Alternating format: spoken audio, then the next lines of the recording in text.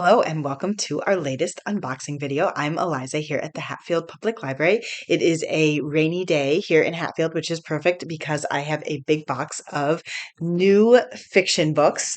To start out with one I think a lot of people are looking forward to, we have the new Colson Whitehead. This is called Crook Manifesto. Previously, I guess 2 times, haha, he has won the Pulitzer Prize. So that's nice to have on your resume.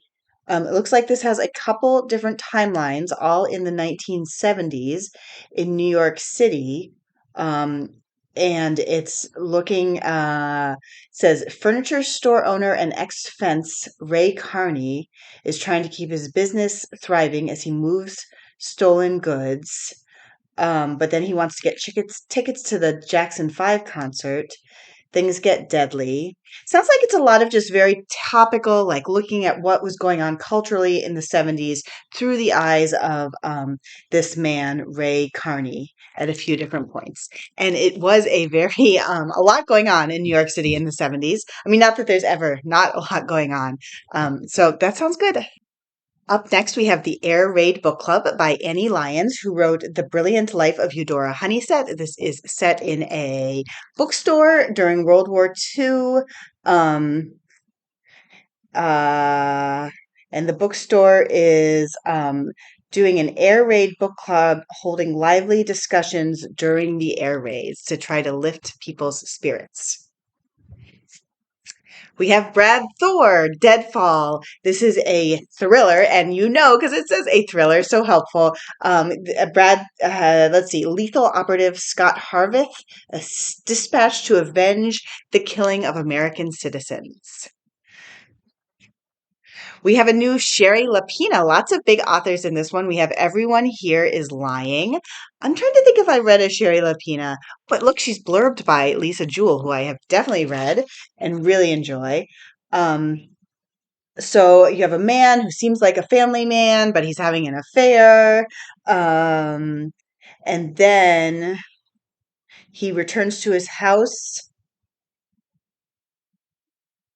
Oh, and loses his temper at her daughter, and then she's missing, and they don't know what happened to her. Ooh. We have a nonfiction book.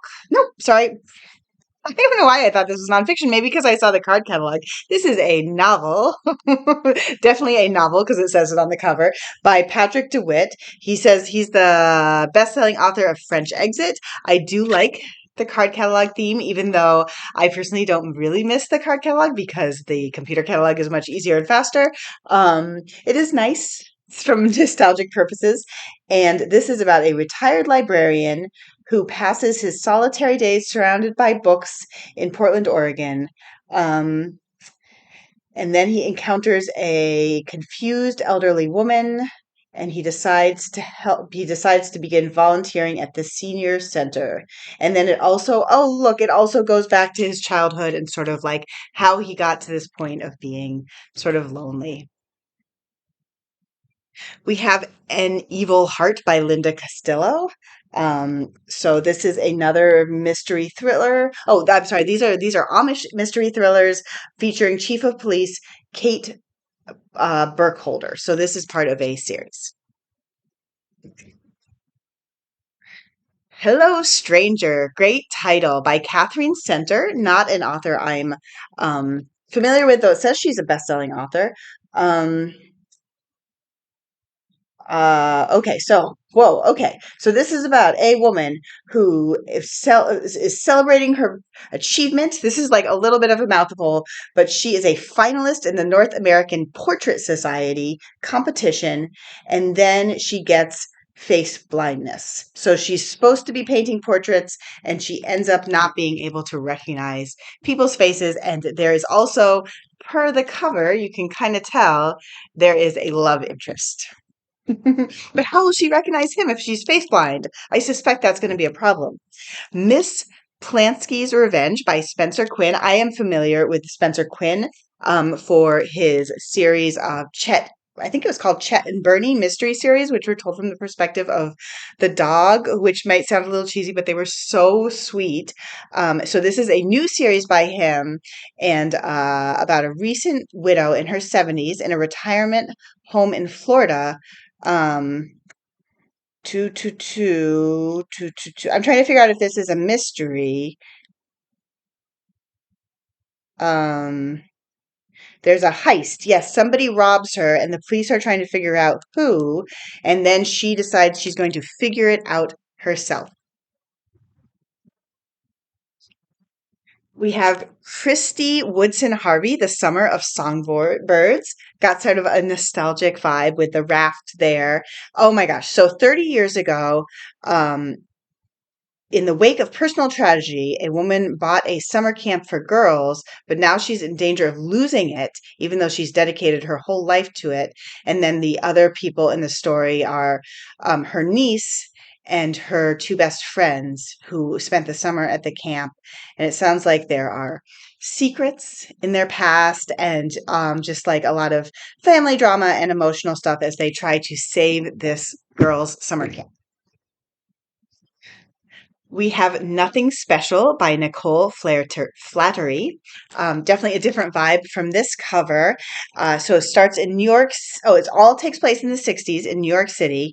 It says, Sally Rooney called her bold, irreverent, and agonizingly funny. So if someone's sort of getting a blurb from Sally Rooney, I think you kind of know the vibe. I personally am a big Sally Rooney fan, so that is interesting to me. So 1960s New York City, for not to be confused with 1970s New York City, but a 17-year-old who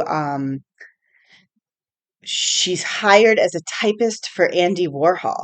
Oh, and he's composing an unconventional novel, and she's supposed to be transcribing the tapes. Oh, and then sort of gets sucked into this whole world. Um, Oh, gosh, that sounds good. And I always like it if they say it's funny. I'm always looking for humor. Uh, Dean Koontz, After Death. I just had a patron read a Dean Koontz for the first time, and they were like, "Oh yes, all of these," which I was like, "Oh good," because there's a lot of Dean Koontz. So if you haven't read a Dean Koontz and you like sort of thrillers and mysteries and maybe a supernatural element, he might be a new author for you. So this one, it says, a modern day Lazarus is humanity's last hope in a breathtaking novel about the absolute powers of good and evil. So I think one thing that distinguishes Dean Koontz is there is lots of times a little bit of like Stephen King sort of supernatural elements to his books. And then there are also thrillers. The Guest Room by Tasha Sylva. Um, this is a good cover. You can see the house and then one room is crossed out. Um, So this is about a woman who, um, hmm. Oh, okay.